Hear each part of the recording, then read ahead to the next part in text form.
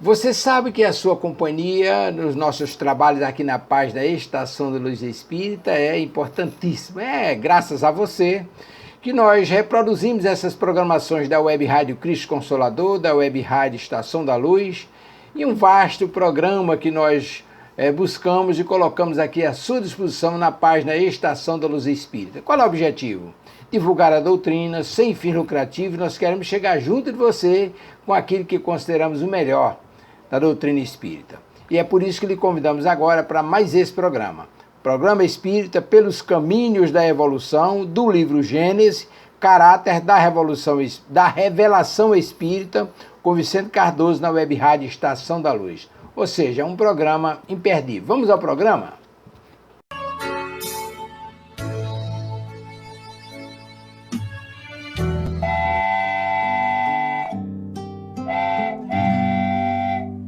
Pai nosso, que estais no céu, santificado seja o vosso nome. Venha a nós o vosso reino, seja feita a vossa vontade, assim na terra como no céu, assim na terra como no céu. O pão nosso de cada dia dai-nos hoje, ó Senhor. Perdoai as nossas dívidas, assim como perdoamos aos nossos devedores. Não deixeis cair em tentação, mas livrai-nos de todo o mal. Não deixeis cair em tentação, mas livrai-nos de todo o mal.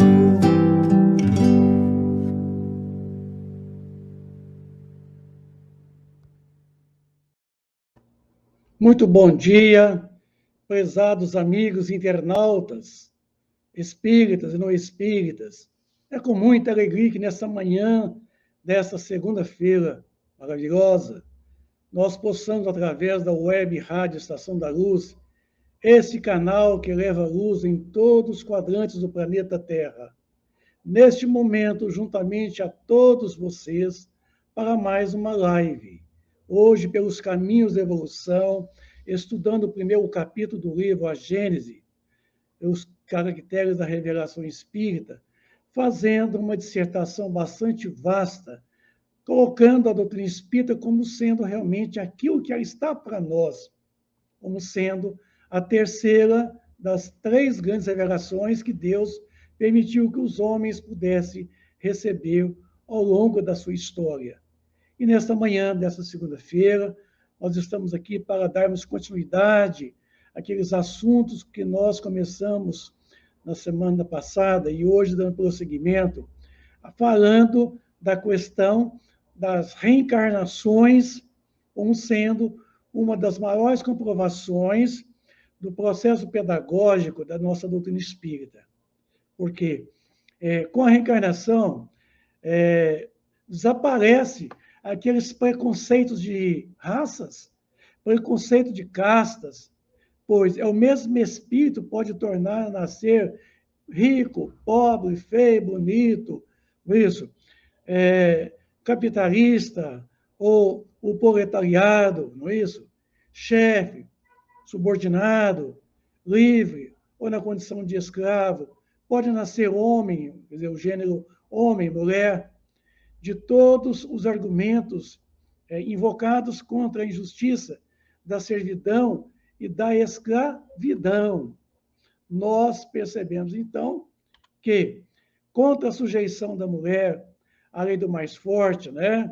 Nenhuma há que prime, em lógica, ao fato material da reencarnação, se pois a reencarnação funda numa lei da natureza, que é a lei do progresso, o princípio da fraternidade universal, também se funda essa mesma lei de igualdade dos direitos sociais e, por conseguinte, o da liberdade.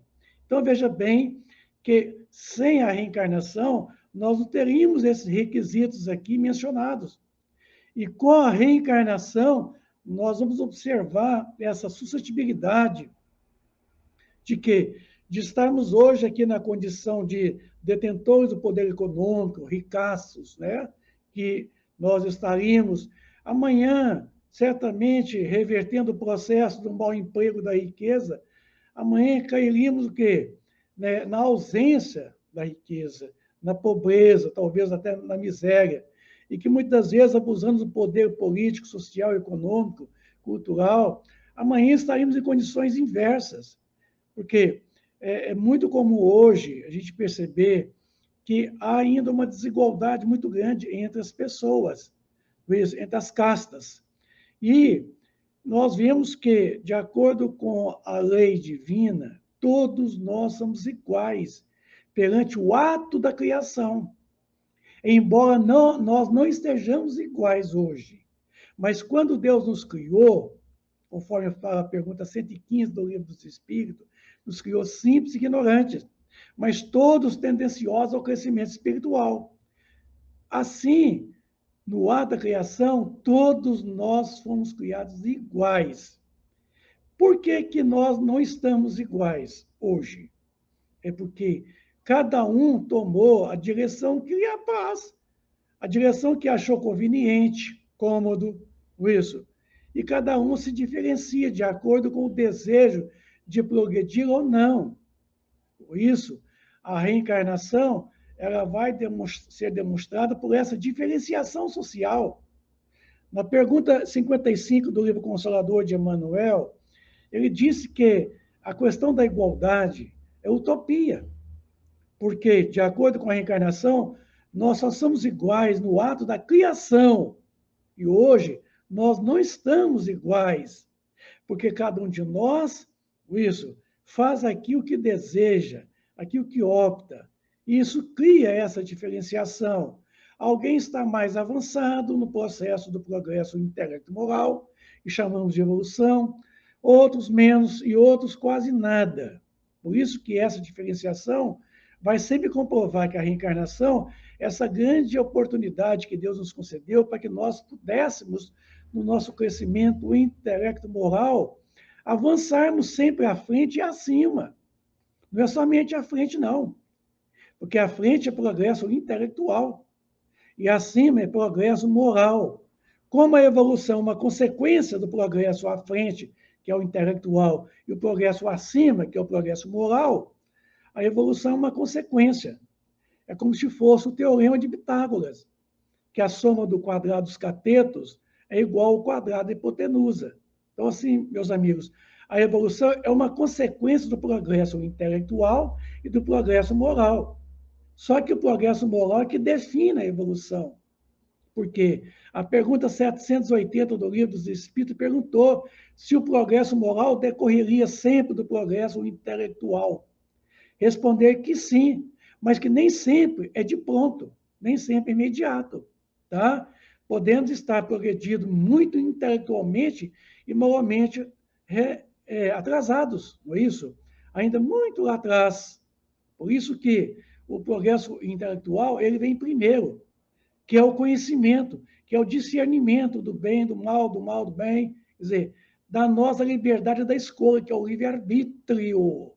Com isso, a gente entra aqui, ó, tirai ao homem o livre-arbítrio, independente, sobrevivente à matéria, e fareis dele uma simples máquina organizada, sem finalidade, nem responsabilidade, sem outro freio além da lei civil e própria a ser explorada como que um animal puramente inteligente.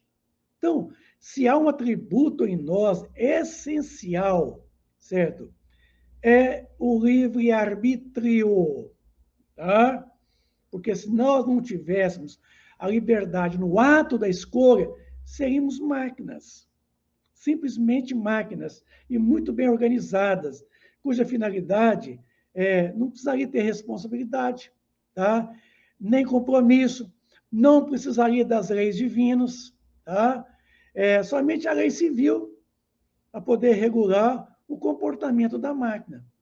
Como nós não somos máquina, exceto o corpo físico, nós somos o espírito imortal, eterno, certo? Que se tornou espírito em um dado momento, o princípio inteligente do universo. Se tornou espírito. E estamos agora na condição de espíritos, a caminho das chamadas beatitude, que é a felicidade, as bem-aventuranças, que nos conduzirá a essa felicidade. Nada esperando depois da morte, nada obsta, tá? Que aumente os gozos do presente.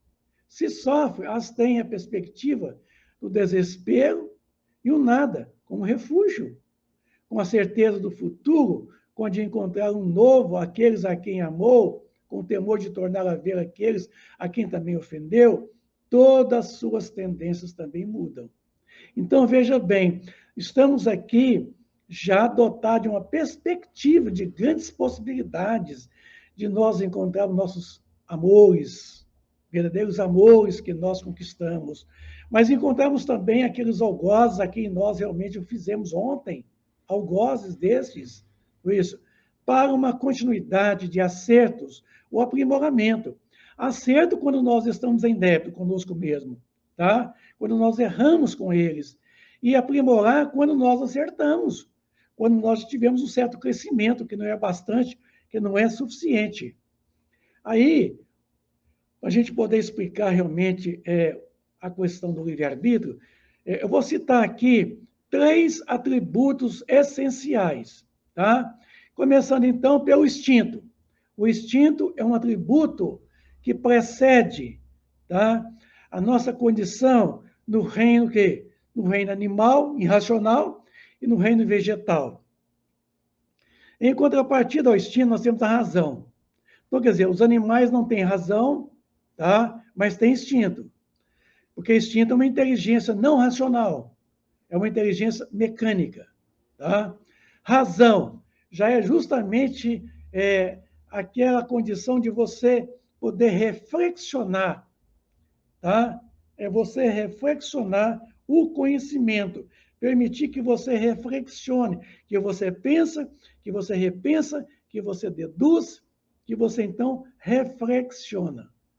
Temos também o pensamento contínuo, que os animais não têm, diz André Luiz, o pensamento do animal é fragmentário. Temos a vontade própria, que o animal não tem ainda, tá? Ele não tem ainda a razão despertada, nem o pensamento contínuo, menos ainda a vontade própria. Os animais não têm o livre-arbítrio, mas nós temos o livre-arbítrio, tá? Os animais não têm um senso moral, que é o juízo de valor, mas nós temos o senso moral, que é quando o livre-arbítrio faz a escolha e a nossa consciência nos acusa ou nos absorve, tá? Determinismo divino. O que é o determinismo divino? Rapidamente.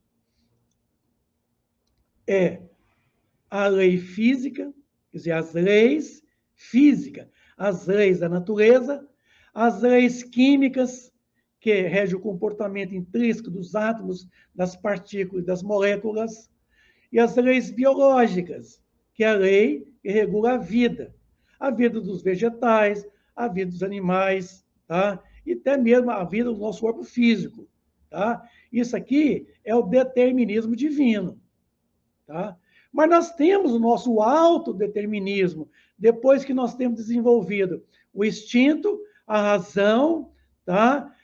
O pensamento contínuo, a vontade própria, o livre-arbítrio e o senso moral. O que é o autodeterminismo? É aquilo que, através da lei de causa e efeito, nós fazemos a nossa escolha, mau grado ou bom grado. Quer dizer, fazendo escolhas má ou as escolhas boas. Então, nós somos o quê? Artesão de nós mesmos. Estamos esculpindo a nossa própria imagem. Nós somos aqueles que construímos o nosso futuro, tá? A cada um segundo as suas obras. Por isso que o autodeterminismo é aquilo que nós determinamos para nós mesmos o tempo todo. Agora, amanhã, o tempo todo. É de acordo com as leis de quê? De causa e efeito, tá? Para cada causa corresponde um efeito de idêntica intensidade em sentido contrário. É a terceira lei de Newton, tá? Só que Newton chamava de lei de ação e reação. Para terminar essa parte aqui agora, pergunta 135 do livro Consolador de Emmanuel. Se o determinismo divino é o do bem, quem criou o mal? Que pergunta fantástica, né? Se o determinismo divino é do bem, como se diz Emmanuel, se aquilo que Deus fez, de acordo com as suas leis, é para nos conduzir ao bem, certo? Que é tudo que está de acordo com a lei divina, então quem criou o mal? Vamos ver. Emmanuel é muito sintético as suas perguntas e respostas. O determinismo divino se constitui de uma só lei, que é a do amor para a comunidade universal. Então, o determinismo divino é a lei do amor, certo? É o amor nas leis, porque amor é lei, diz Jesus. Né? Amarás a Deus sobre todas as coisas e ao próximo com otimismo. Aí está toda a lei e os profetas. Então, amor é lei. Então, se o determinismo divino constitui de uma só lei, que é o amor, é o que eu coloquei precedentemente, são as leis da natureza, as leis físicas, as leis químicas, que são muitas, né? As leis da biologia, biológicas, que é a lei da vida, que são muitas. Depois, mais tarde, então, quando se torna espírito, é que vem as leis morais, tá? Continua indo. Todavia, confiando em si mesmo, mais do que em Deus, o homem transforma a sua fragilidade em foco de ações contrárias a essa mesma lei. Quer dizer, o homem não acredita em Deus, não confia em Deus e confia somente em si. E confiando somente em si, o que ele faz? Ele, então, não obedece às leis divinas, efetuando, deste modo, uma intervenção indébita na harmonia divina. Então, ele infringe as leis divinas, que está escrita onde, meus amigos? Aqui, ó, conforme o livro dos Espíritos. Está escrito lá na consciência as leis divinas. Eis o mal. Todas as vezes que nós infringimos as leis divinas, que está escrito aqui, a quem estamos infringindo? A nós mesmos. Porque o bem é tudo aquilo que está de acordo com a lei de Deus. O mal é tudo aquilo que está contrário, tudo aquilo que é ausente. Então, o mal não existe. O mal é a ausência do bem. A partir do momento em que eu não faço bem, estou concorrendo, logicamente, para o mal. Certo? E aí, a gente começa, então, a perceber de que o mal ele é uma ausência do bem. Porque a luz existe. A penumbra não existe. A penumbra, o escuro, é a ausência da luz. Só a luz existe. Quando nós não a temos, certo? Nós temos a penumbra. Assim também somente o bem existe. O mal não existe. O mal é a ausência desse bem. É a ausência desse cumprir as leis divinas. Urge o recompor os elos sagrados dessa harmonia sublime. Eis o resgate. É por isso que eu estou aqui agora. É por isso que nós estamos aqui agora na Terra, da onde eu vim, porque estou aqui, para onde eu irei. É o que a filosofia espírita explica, certo? Urge recompor os elos sagrados dessa harmonia de que nós não tivemos até então. Criar harmonia. A harmonia, dizia Pitágoras, é a soma das desigualdades. Quando nós somamos as nossas desigualdades, como quer dizer, filho do mesmo pai, nós estamos em harmonia. Quando nós nos somamos as leis divinas, que são muitas, nós estamos em harmonia com ela. Então, para isso, é o resgate que nos permite estabelecer, que muitas vezes não foi estabelecida, certo? A harmonia. Uma vez estabelecida, certo? Permanece isso. Vede, pois, que o mal, essencialmente considerado, não pode existir para Deus, em virtude de representar um desvio do homem, sendo zero na sabedoria e na providência divina. Então, Deus não criou o mal. Deus criou o princípio inteligente do universo e suas leis, escritas na própria consciência dele, desse princípio inteligente que, em um dado momento, ele passa por uma transformação e se torna espírito. Isso. Simplesmente isso. Então, veja aqui, quando ele está falando do resgate, e aproveitando aqui a questão do resgate, eu gostaria de poder aqui a responder não somente aqui ao Lourenço Silva, né, lá de Rios, Passo Fundo. Na atualidade, como examinar à luz do Espiritismo o caso de Brumadinho, MG e agora de Petrópolis? Ô, meu amigo Lourenço, a doutrina espírita ela é repleta de respostas para os flagelos naturais de que a humanidade vive há milhares de anos, há centenas de anos, há décadas. Não é da agora acidentes como Brumadinho, como Petrópolis, tá? Nós temos aí no site, digamos assim, aliás, no canal CEP Vicente, nós temos vídeos de estudos muito longos explicando as mortes coletivas, os desencarnes coletivos, tá bom? Mas eu vou lhe responder agora, rapidamente, dizendo o seguinte: lá no Livro dos Espíritos, nós temos, a partir da chamada Lei de Destruição, pergunta 737, flagelo destruidores. Com que objetivo Deus atinge a humanidade por meio de flagelo destruidores? Então, quer dizer, por que Deus usa, né, desse fenômeno de destruição que para nós é pavor, é temor? Porque a palavra destruição, se você verificar, Lourenço, lá no dicionário, ela está escrita assim, ó, transformação. Destruição é transformação, certo? Como dizia Lavoisier, em a natureza nada se cria e nada se destrói. De acordo com Amadeu Avogadro, um grande físico químico do passado, ele dizia a lei de conservação de massa e energia. Na natureza, nada se cria. Só Deus cria. Na natureza, tudo é transformável. Tá? Então, a destruição aqui, na forma de flagelos, respondeu os espíritos para fazê-los avançar mais depressa. Não vos dissemos que a destruição é necessária para a regeneração moral dos espíritos, que adquirem a cada nova existência um novo grau de perfeição? É preciso ver o fim para apreciar os resultados. Não julgai senão sob o vosso ponto de vista pessoal e chamais de flagelos por causa dos prejuízos que vos ocasionam. Mas esses transtornos são frequentemente necessários para fazer avançar mais prontamente uma ordem melhor de coisas em alguns anos, o que exigiria séculos.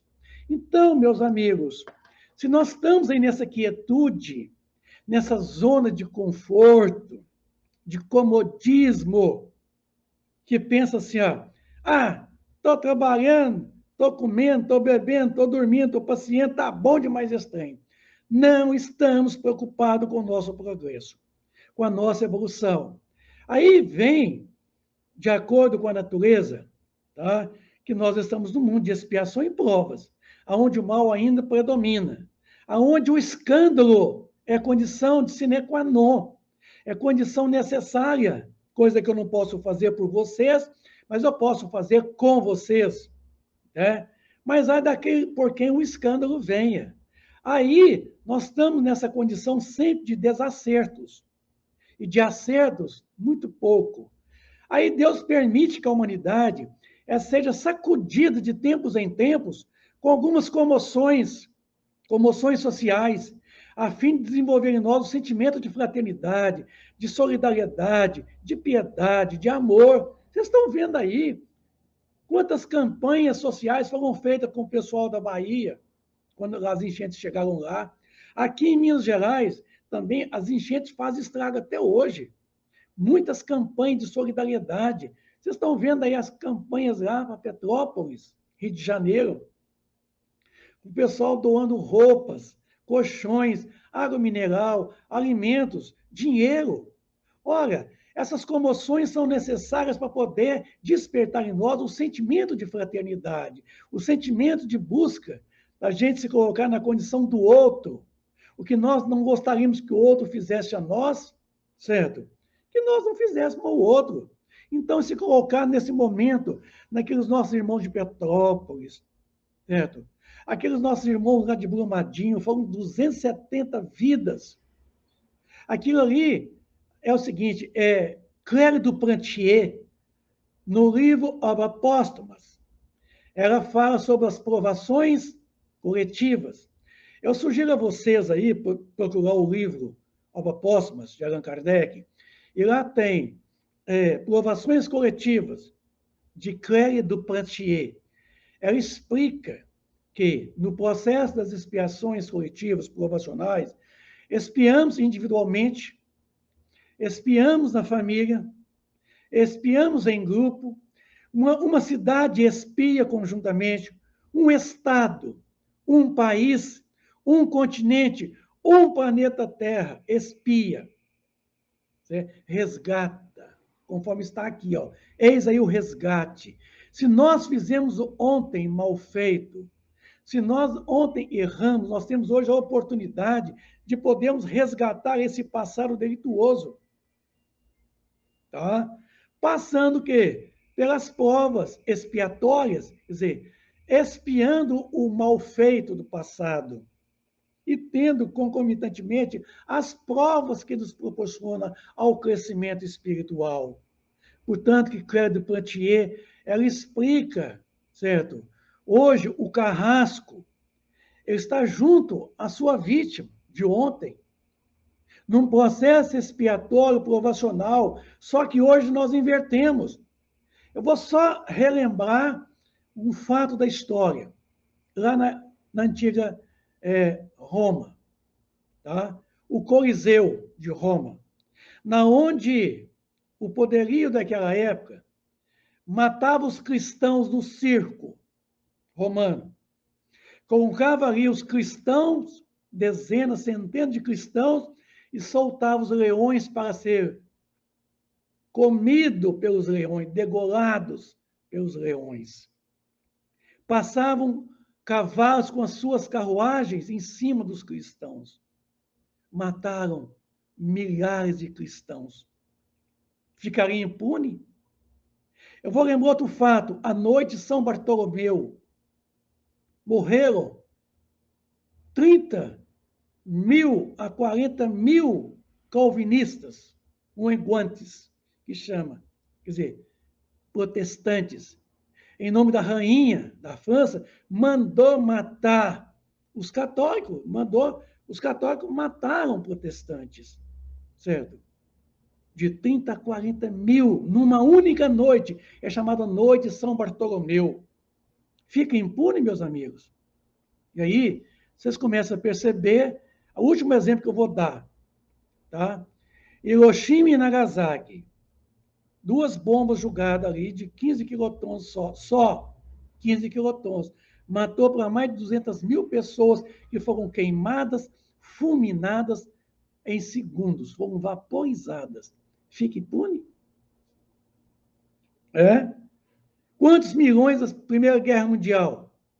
A Segunda Guerra Mundial matou 44 milhões. Meus amigos. É muita coisa o passado. Então, Petrópolis, Brumadinho, a Boate Kiss de Santa Maria, que morreram 200 jovens ali, isso. A Torres Gemas, World Trade Center, Estados Unidos, 2.700 pessoas. O edifício Joelma, não é isso? Aí em São Paulo, 170 pessoas. Eu não vou citar todos aqui não, porque é muita coisa. Se eu for recapitular a história com vocês aqui, eu vou levar o resto do dia, tá bom? Então, é a providência divina permitindo que essas almas resgatem o passado delituoso destas. É permitindo que há um crescimento aí, há conjuntamente uma comoção social, sensibilizando as pessoas à busca do amor, da fraternidade, da igualdade, da solidariedade, entende? Agora, aqueles que supostamente você acha que não seria justo, né, e seria injusto estar passando pelo fenômeno da morte trágica, com isso, para eles, a condição espiritual deles sobrepõe o sofrimento. Para eles não é sofrimento mais, exceto o sofrimento do corpo físico. Mas não há mais sofrimento da alma, porque eles vão aceitar redimidamente, certamente, a passagem pelo fenômeno. Os inocentes, entre aspas. Talvez aqueles que indebem consigo mesmo, devem-se menos consigo mesmo. E a prova está na chuva para molhar. Isso. Então, para não molhar na chuva, tem que se proteger. E a nossa proteção é justamente não infringir as leis divinas, porque o resgate virá. Ele virá cedo ou tarde, como diz aqui o Emmanuel. Tá? O Criador é sempre o Pai generoso e sábio, justo e amigo, considerando os filhos transviados como incursos em vastas experiências, mas como Jesus e os seus prepostos são seus cooperadores divinos. E eles próprios instituem as tarefas contra o desvio das criaturas humanas, focalizam os prejuízos do mal com a força de suas responsabilidades educativas, a fim de que a humanidade siga retamente no seu verdadeiro caminho para Deus. Então, nós não estamos desamparados. Então, essas mortes coletivas que têm acontecido ultimamente, esses acidentes trágicos que têm levado os familiares nossos, que têm levado grandes amigos nossos, que têm levado crianças, velhos indefesos, jovens em plena vida, está nos desígnios de Deus. Não tem nada errado. O que está errado é nós construirmos casas à beira de rios, isso, em barrancos, em morro. Eu sei, porque é isso que está sobrando, é isso que está restando para eles. Né? Num país onde a desigualdade sociais é tão grande, onde a pobreza, a miséria está abaixo da linha mesmo, num país onde o poder público não faz nada pela população, os governos são omissos, certo? Certamente a população que não tem uma política de moradia vai construir suas casas nos barrancos, nos morros. Vão chegar ali, vão assambarcar, vai ali estacar sua barraca. É dos morros. Não tem lugares para eles. Por que não se faz uma política, certo? De moradia, de habitação? Isso. Uma reforma agrária. Por que não faz? É porque a vida inteira isso vai ser plataforma de promessa de político. Que quando ganhar, vai fazer casa para todo mundo. Não faz nada, ninguém faz isso, não. Agora, nossos irmãos de Petrópolis, infelizmente, tiveram que construir suas casas num terreno baldio, num terreno acidentado, certo? Errados estão, mas errados estão os nossos governantes muito mais ainda, que através de uma política pública não deveria permitir e dar a eles um terreno digno, ou vendê-lo por um preço módico, um preço à altura deles poderem pagarem. Então, meus amigos, aí está realmente a natureza funcionando devidamente, viu? Bom, depois eu vou mandar para a estação web, Estação da Luz, os meus links desses vídeos que está aí no YouTube, para que o nosso amigo Sr. Tavares encaminhe para vocês, tá bom? Das energias espirituais ruins, deixando pelos espíritos dos médios, como proceder à higienização em cada atendimento? E no final da reunião, ficando no médium essas energias, como resolve esse assunto? O Rui, lá do Icaraí, Niterói, Rio de Janeiro. Ô, meu amigo Rui, é o seguinte, numa reunião mediúnica, certo? Não poderia ninguém ficar impregnado. Ninguém. Tá? Ninguém poderia estar impregnado desses fluidos ruins. Tá? A reunião mediúnica é um corpo, certo? E esse corpo é formado por pessoas. Tá? Essas pessoas precisam ter o equilíbrio moral, espiritual, estar elevadas moralmente e espiritualmente, dotadas de bons fluidos. Todos os médiuns, numa reunião mediúnica, deveriam estar dotados de bons fluidos. Primeiro, que vão para a reunião para poder beneficiar, para poder auxiliar sofredores, desencarnados suicidas, né? Criaturas em desespero, em sofrimento, que têm fluidos ruins. Então, os médicos que vão e que se predispõem a servir, têm que estar melhor do que eles. Tá? Estando com bons fluidos, na hora que vier os espíritos com seus maus fluidos, esses maus fluidos dos espíritos manifestantes vão diluir nos bons fluidos dos médiuns. Eu vou dar um exemplo assim, bastante fácil de entendimento. Quando você tem o piso da sua casa suja, da cozinha, o que é que você faz com o piso sujo? Você pega a mangueira d'água, joga água, detergente e vassoura. E depois você joga mais água, passa o rodo e tira a água suja. Aí você enxágua. Aí você torna a enxaguar. O piso não fica limpo? Então você pegou uma água limpa, certo? E diluiu o quê? O sujo. Assim também não é com a roupa nossa, suada, suja. Você põe na lavadeira, abre a água limpa, põe o sabão, isso. O sabão ajuda a diluir, através de processos eletrostáticos, o sujo. Aí você enxágua, e a água limpa tira o sujo. Assim devem ser os médiuns numa reunião mediúnica. Os seus fluidos devem ser bons, para que quando os espíritos sofredores chegam e entram em contato fluídico, certo? Porque vai encontrar, porque chama similitude de fluidos, certo? Os bons fluidos dos médiuns vai diluir os fluidos ruins dos espíritos sofredores. E mais ainda, nesse entrar em contato com os fluidos ruins do sofredor, vai passar os bons fluidos para o sofredor. Olha que coisa bonita. Meu amigo Lourenço, tá vendo? Desculpa, Rui. Perceba o quanto é simples. Na hora do passe, o que acontece? O médico ele vai espargir sobre o paciente bons fluidos, ou não é? Bons fluidos. Tá? E nesses bons fluidos, vai espargir os bons fluidos sobre o paciente, que é portador de fluidos ruins. Então, os fluidos fisiopsíquicos do médium vai diluir os fluidos ruins do paciente.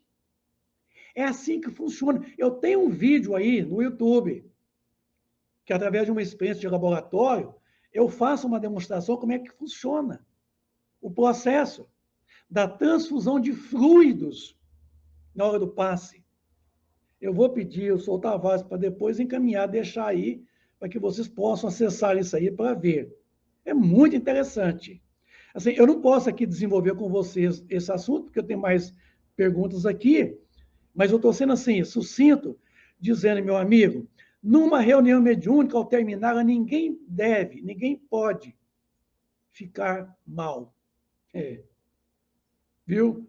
Poder até que pode, porque vai depender de cada um. Agora, não deve, não, porque nós devemos evitar.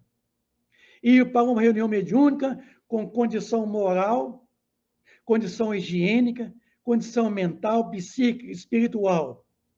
Uma reunião que vai auxiliar. Olha as condições nossas. Sabe por quê? Você mistura água com óleo de cozinha, óleo de soja. Faz uma experiência na sua casa. Tenta misturar a água com óleo. Você não consegue misturar. Quando você põe o óleo na água, Aonde que o óleo fica na vasilha? Ele fica em cima e a água fica embaixo. Por quê? Eles têm densidades diferentes, propriedades elétricas diferentes. Não se misturam, certo? Salvo numa condição. Se você colocar o detergente e agitar, a água se mistura com o óleo com a água. Porque o detergente é um ácido que vai quebrar as propriedades elétricas, certo? Do óleo, da água. E vai fazer o quê? Vai fazer eles miscíveis. Isso. Então, assim funcionam os fluidos, certo? Dos espíritos sofredores, dos espíritos inferiores que vão numa reunião. Se ele chega ali e encontra bons fluidos dos médios, não vai misturar. Vamos comparar que o fluido ruim dos espíritos que chegam ali seria o óleo. E os fluidos bons dos médios seria a água. Não vai misturar, certo? Mas aí, o detergente do médium, na hora da reunião mediúnica, certo? É justamente o estado de elevação espiritual, a oração. A oração que é justamente a elevação do nível de energia dos fluidos, certo? Que vai fazer com que aquele fluido ruim do espírito sofredor dilui. É diluído em proporções de 1 milhão, 10 ppm, 100 ppm, quer dizer, 100 mil partes por milhão. É coisa assim, que somente estudando lá na homeopatia você vai entender isso aí. Então, meu amigo, no final da reunião, se alguém ainda apresentar um mal-estar, um mal súbito, certo? Deve haver uma equipe de passistas nessa reunião, que possa, então, aplicar o passe nesse ou naquele, que ainda está sob o impacto dos fluidos ruins do manifestante. Viu? Caso fique alguém. Mas o certo é ninguém terminar a reunião. Estou com dor de cabeça, estou sentindo mal, Ninguém esteja mal. Viu? Poder ficar mal? Pode, mas não deve. É coisa diferente. Se alguém ficar, aí vem um benefício. Tá? O passe, o médio, o ajudante espiritual, que é o seu facilitador, vai estar junto dele para fazer essa transfusão, essa diluição dos fluidos remanescentes naquele médio que não está bem naquela noite, naquela reunião. E que não foi para a reunião bem, não. Então, é melhor você ir bem. Se não está muito bem, não vá. Tá bom? Então, vamos aqui a outra pergunta aqui. Como é vista a festa do carnaval pelos alicerces espíritas, Frank? Lá de Teresina. Olha, eu tenho aí na internet, no programa Nova Era, eu tenho vários vídeos sobre o carnaval, tá? Explicando todos os detalhes do carnaval, todos os detalhes, certo? O que é o carnaval, como surgiu, o que é o carnaval, certo? A doutrina espírita não coaduna com a ideia do carnaval. O carnaval veio daquelas festas saturnárias do antigo Império Romano, certo? As chamadas saturninas, certo? Aquelas festas, aqueles bacanais, tá? Que se comemoravam durante aquele período do inverno lá no Império, aquelas festas onde acendiam as suas lanternas, quer dizer, de azeite, né? Colocavam-se máscaras e ofereciam coisas ao deus Saturno, a Baco, certo? Adonis. Quer dizer, era uma festa chamada Saturninas, né? Ao deus Saturno.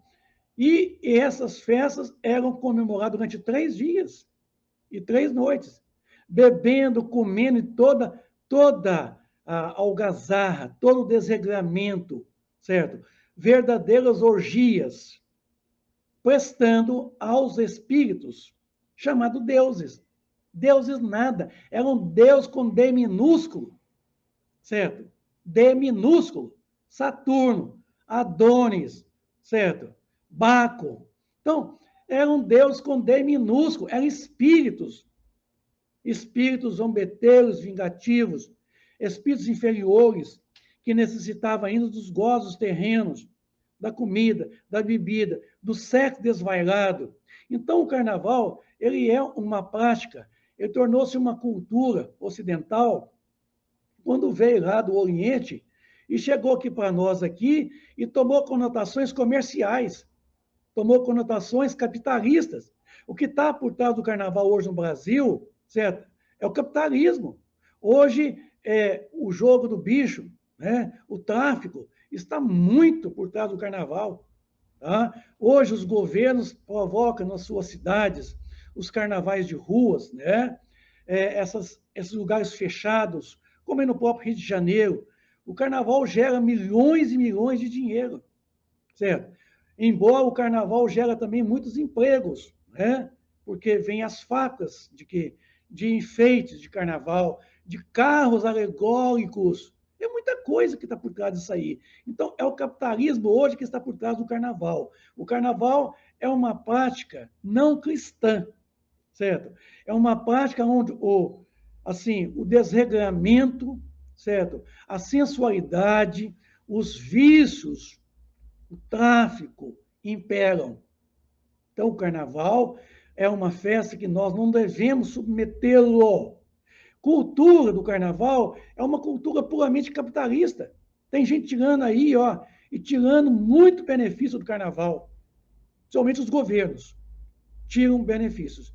Porque traz ao estrangeiro verdadeiras pessoas que vêm para cá, pessoal da Europa, vem para o carnaval no Brasil.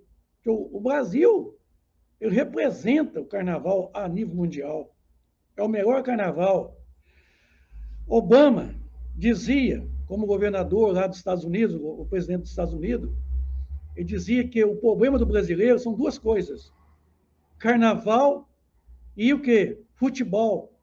Obama dizia que enquanto nós estamos aqui preocupados com o futebol o tempo todo, certo? Alienados pelo futebol, alienados pelo quê? Pelo carnaval, os nossos governos metem a mão na cumbuca.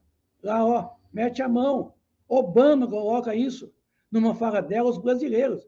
Enquanto nós estamos aqui alienados ao carnaval e ao futebol, nossos governos assambarcam, metem a mão no cofre público. Então, duas coisas que atrapalham muito o brasileiro, o seu progresso, o seu crescimento, até financeiro, é justamente o carnaval. Pessoas gastam somas enormes no carnaval para a alegoria, né? Para o enfeite, para a roupa que manda confeccionar, isso. E ali vem a droga, vem o vício, vem a sensualidade, quer dizer, muitas coisas erradas. Não é a festa em si que eu sou contra. Eu não sou contra nada, não. Cada um faz o que quiser. Mas, assim, eu não vejo o carnaval bem hoje, porque o carnaval deixou de ser cultura, de ser uma festa cultural, para ser uma festa de desregramento moral, social, certo? Cultural. Não é mais como antigamente. Então, a doutrina espírita, ela não faz, ela não critica, certo? Aí, se você fala assim, mas eu como espírita, eu posso ir brincar no carnaval? Uai, poder todo mundo pode. Quem vai me impedir? Agora, a pergunta é, eu devo? Paulo de Tarso coloca, tudo eu posso, mas nem tudo que é bom para mim. Nem tudo me convém. Então, caldo de galinha e bom senso não faz mal a ninguém. Então, para terminar aqui, tem outra pergunta aqui. Já ouvi espírita defendendo a legalização de drogas, abortos, jogos de azar, pena de morte. Parece que um carnaval. Se estou no centro espírita, Érica, olha, minha amiga, é o seguinte, Érica, eu nunca vi um espírito defendendo essa tese, não. Eu, pessoalmente, não conheço. Mas se tem alguém que você conhece, esse deve estar muito equivocado. Tá? Esse não deve conhecer a doutrina espírita, não. Viu? Porque a doutrina espírita não coaduna com legalização de aborto, de drogas, nem jogos de azar, nem penas de morte, certo? E nem com carnaval. Quer dizer, se tem alguém colocando a tribuna espírita aí, convém você questioná-lo. Convém você realmente fazer uma breve observação e fazer uma crítica a essa pessoa separadamente de que ele está equivocado. Viu? Peça a ele comprovações bibliográficas, onde é que está escrito, viu? Até com relação ao aborto, eu vou fazer aqui uma dissertação. Existe um livro, certo, do Carlo Bacelli. O título chama assim, E Chico Responde. Esse livro, vocês podem pesquisar aí, deve ter no PDF. E Chico Responde, de Carlo Bacelli. Nesse livro, o Carlo Bacelli, o suposto Chico Xavier desse livro, que para mim não é o Chico, nunca foi. Inclusive, eu fiz uma contestação ao Bacelli, eu não fui respondido a minha contestação a esse livro, e Chico Responde. Lá, o suposto Chico Xavier de Bacelli, ele defende o aborto em duas situações, certo? Do anencefalo e do aborto. E defende a eutanásia. O suposto Chico, que não é o Chico Xavier, é o Chico da cabeça do Bacelli. Entende? Agora, isso eu tenho conhecimento. Tá? Agora, desse aí defender droga, aborto, jogos de azar, pena de morte. Ó, minha amiga Érica, conteste esse nosso amigo caridosamente. Viu?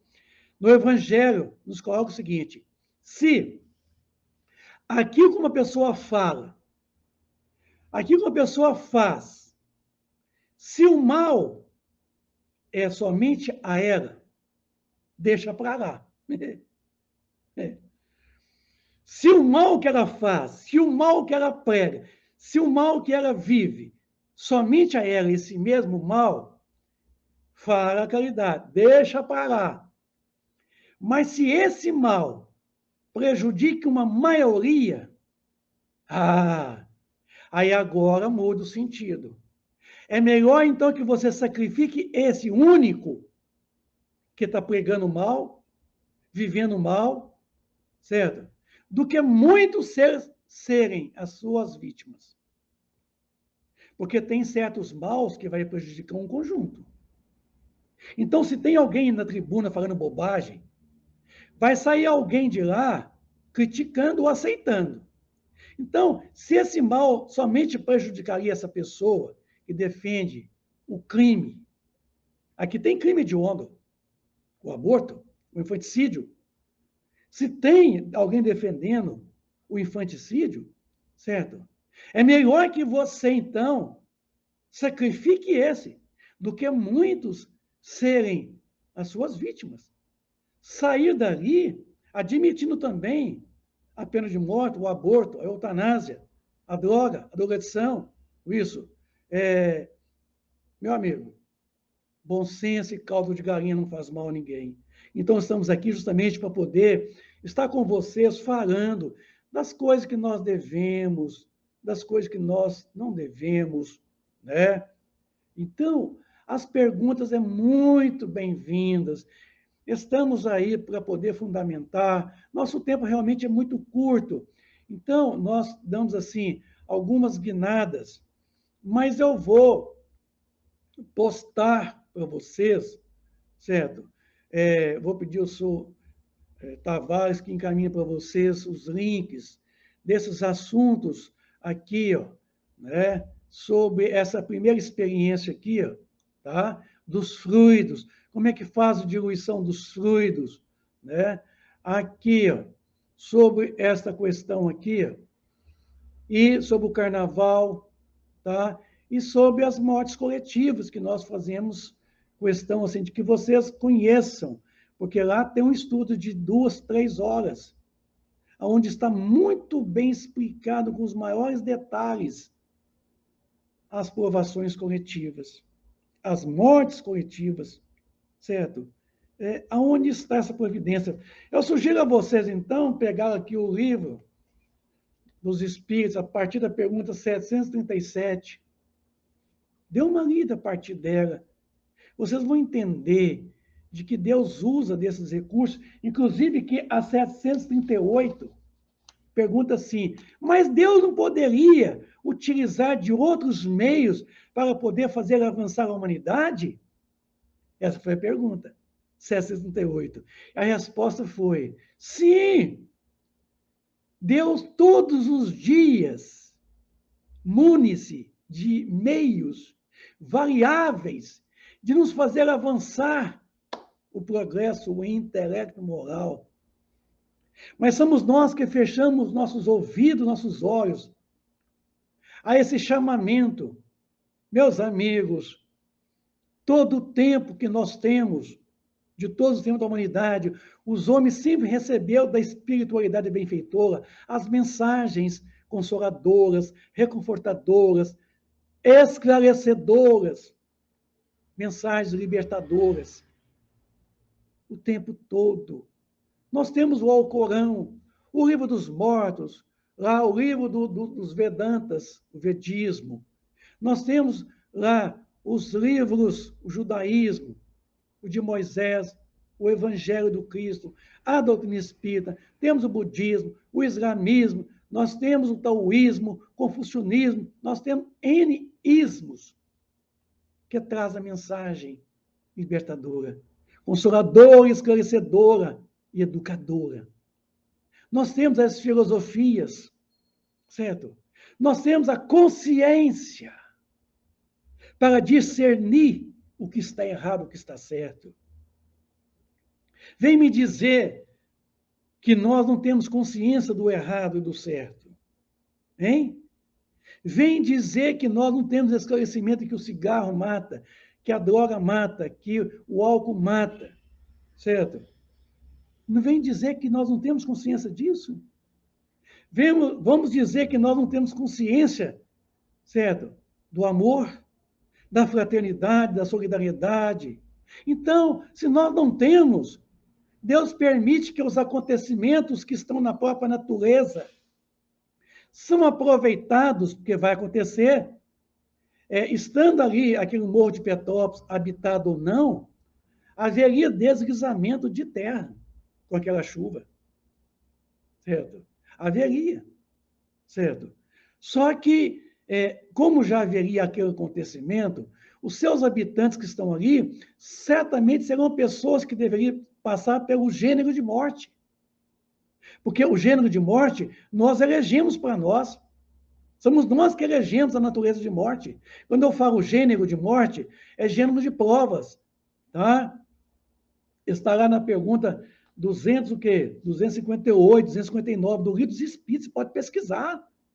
Gênero de provas. Nós não escolhemos as provas, nós escolhemos o gênero de provas. Se eu escolher, por exemplo, o meu gênero de prova, e no gênero de prova, a minha morte vai ser por um acidente, que tipo de acidente? Tem N tipos de acidente, né? Afogamento, aterramento, não é isso? Acidente automobilístico, acidente no trabalho, acidente do lar, tem muitos tipos de acidente. Então, muitas vezes, chegou aquele momento, isso. Algumas pessoas escapam e outras não. Né? A Torres Gêmeas, o World Trade Center, Estados Unidos lá. Quantas pessoas que não foram trabalhar naquele dia, que perderam até a condução, certo? E outros foram até mais cedo. Para terminar, então, essa resposta, que eu considero assim, de suma importância, inclusive amanhã eu farei uma palestra à noite, em continuidade a esse tema que eu comecei há 20 dias atrás na mesma casa, abordando aí esses flagelos naturais. Amanhã, à noite, eu vou estar explicando aonde está a causa desses flagelos naturais. E essa palestra vai ser postada depois no YouTube, tá? Pela casa. Amanhã vou estar falando sobre a lei de causa e efeito, mostrando aonde estão as consequências do que culminou nesses fenômenos flagelos naturais. Então, eu sugiro a vocês, assim, a pegar o livro Apóstomas, tá? Provações Coletivas, Claire do Pantier. É lindo, é lindo. Eu não vou fazer com vocês aqui, porque é muito longo, mas eu sugiro a vocês. Mas, para terminar, eu quero dizer o seguinte, o livro Consolador de Emmanuel, certamente vocês conhecem. O Consolador de Emmanuel, pergunta 250. Certo? As provações coletivas, para vocês entenderem como é que funciona, como é que a pergunta e a resposta de Emmanuel é tão oportuna, certo? Explicando ali como é que funciona esse fenômeno tão bem organizado pela espiritualidade benfeitora. É a espiritualidade benfeitora que organiza, que acompanha o desfecho, aliando o útil ao agradável, aliando o acontecimento natural do planeta, as vicissitudes do planeta, as possibilidades dos acontecimentos individuais, grupais, familiares e coletivos, e até mesmo continentais, aliando, certo? Sabendo dos acontecimentos, eles se encarregam de conduzir as pessoas para aquele momento ali, naquele dado momento ali, do fato que vai suceder, a poder passar pelo aquele tipo de morte que deveriam passar de acordo com a escolha que fizeram. Na Segunda Guerra Mundial, quantos judeus foram queimados vivos em fornos crematórios? Quantos judeus foram colocados dentro de uma sala e asfixiados por gás cianídrico ou monóxido de carbono? Quantos? Quantos judeus foram assassinados, asfixiados com gás tóxicos? Aí você vai relembrar a Boate Kiss em Santa Maria. Quantos jovens que ali foram pisoteados, asfixiados, queimados, vivos. Meus amigos, doutrina espírita tem tudo para responder. É uma questão de tempo e de você saber buscar. Que tem resposta, tem para toda pergunta.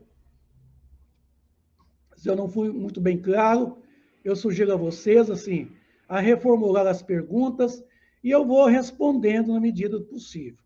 Tá bom? Nosso tempo esgotou. Estamos finalizando nessa segunda-feira, pelos caminhos da evolução, tá? Estou aqui para responder as devidas perguntas, viu?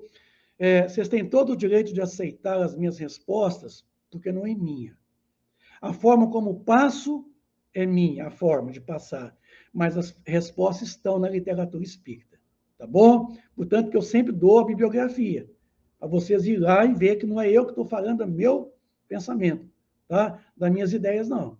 Então, estou aberto às críticas, às observações, tá? Eu quero convidar vocês para sexta-feira estar conosco, às 19 horas, no mesmo canal, Web Rádio Estação da Luz, estudando o livro dos médiuns, capítulo 1. Um bom dia, uma feliz segunda-feira, uma feliz semana, repete, muita paz e muita luz. Obrigado.